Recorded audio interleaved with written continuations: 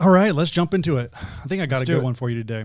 All right. All right. So, interest rates right now, what are we? October 18th, 2023, right? Interest Yep. rates are high.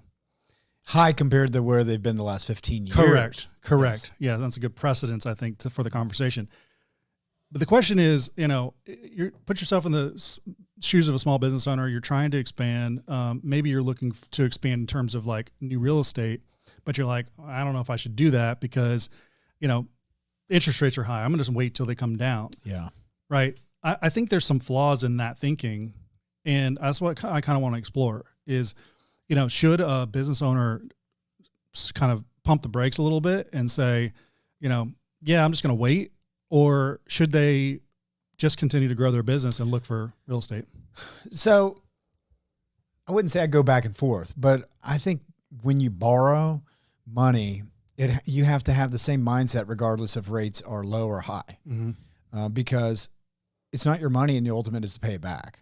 So if you're borrowing at 4% and it makes you more careless when you borrow and spend the money because it's low, then you're in a worse situation than, okay, now I'm borrowing at 9% and I'm very cautious of pennies. Yeah.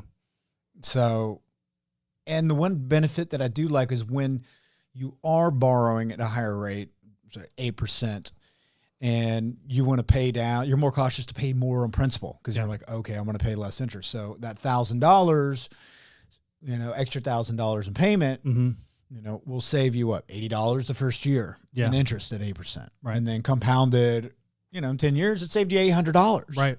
Yeah. Paying the extra $1,000. So people don't look at it as a 3%. What I've seen is, the government had the EIDL loans and they were giving 30-year loans out at 3.5%. And a lot of people and businesses said, oh, it's cheap money. Why not borrow? Yeah. I saw them piss that money away. Yeah. You borrow for the wrong reasons. Correct. Even if you're borrowing at 0%, if you spent it, you got to pay it back. Yeah. So if your business and you didn't need to borrow and you borrowed $1 million at 3.5%, you still have that business debt of the $1 million. And now, I've seen businesses use that $1 million they buy for their business and use that as down payment to buy a bigger house. Yes. So they increase their expenses across the board. Yeah. But did they really increase their net income? You only want to increase your expenses if your net income is going to continue and increase year after year after year. Yeah. So it sounds like what you're saying, and I like the idea of coming from sort of philosophical or like prudency. I don't even know if that's a word, or being prudent with your money. Like you should really be practicing these things ongoing anyways, even if rates are high, low, sideways. Yes. It doesn't matter. You should really be thinking about how am I spending the money, whether borrowed or earned in my business day to day. So I think that's a great place to start. I think the way I came at it was, as a business, it's cash flow is pretty much one of the top things that all small businesses are thinking about. Yes. And making sure that's positive. If you don't have good, management of your money, then you probably already have problems with cash flow, which may be a reason why you are looking at interest rate and saying that maybe I shouldn't do this.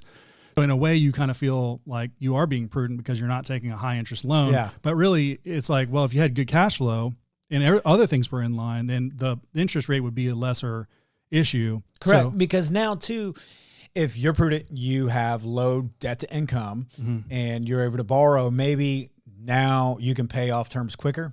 Who knows? Your vendors may give you greater discounts now to get that cash flow. yes. So it could be advantageous depending on what you're in. Maybe Yes. if you pay full for your materials or you buy more materials in bulk, you can get it. Yeah. What I haven't seen yet now, and what people don't realize is when rates are really low, especially housing rates, what happens? The price of housing goes up. So you didn't benefit. Right. Oh, great. But now rates went up and the price of housing hasn't gone down because demand and the number of people in houses are still there. So, now people are really freaking out because the housing prices didn't come down. Yeah. Yeah. The other thing that comes to mind too is like back to the cash flow idea is that I think, as a small business owner, you get a loan and you think, oh, I don't want to pay 5 extra points on the loan because it's going to hurt my cash flow, right? Because that's an extra payment essentially. maybe historically low enough that you could say double payment per month. But I would then go back to, okay, is my cash flow strong? Okay, that's the first thing. And then what is this new purchase, this expansion going to do for my business? And how much is it going to offset that extra payment that I'm taking on? And that's really how you should be thinking about it at 4% or 10%. The same percent, yeah. You should be thinking about it the same way is, yes, it's going to hurt your cash flow in theory at 10% more than it would at 4%, but it's going to hurt even more at 15% if, you know what I mean? Like, so it's like, yeah, maybe there's a tipping point there where at 15%, it may not make sense because it eats into your cash flow so much, but there's a balancing point there of like, okay, what is this really going to do for my business? And if I can sustain that and I know what my business is doing, I have a pipeline of everything that's happening. I'm speaking to my vendors and my customers are strong, I have good retention. Then can I sustain that for 2 years, 3 years until potentially the rates go down and, we relook at this? Well, that's the mindset. And just wait. But when rates go down, what's going to happen? The prices are going to go back up. Right. Prices may stabilize with rates being up. People aren't going to pay, but yeah.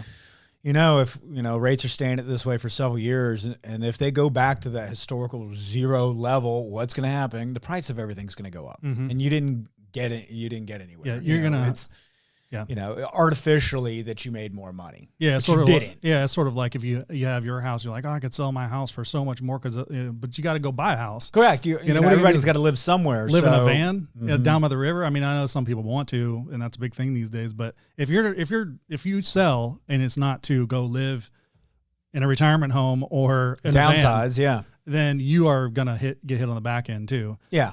And I love, I got this much equity in my house. Well, who cares? You got to live somewhere. The idea is to maybe not own anything on your house. That should be the ultimate goal. Yeah. Yeah, that's great. Okay. Well, I like that. I like I'm a big, why kind of guy. I like starting with the philosophy of like you should be managing your money a certain way. First of all, you should be thinking about your business in a certain way all the time. Correct. And this extra margin, maybe you don't increase the investment you're going to make in some piece of tech or, in some new team member or whatever. Maybe there's some other thing that this is a bigger advantage for you to take on now.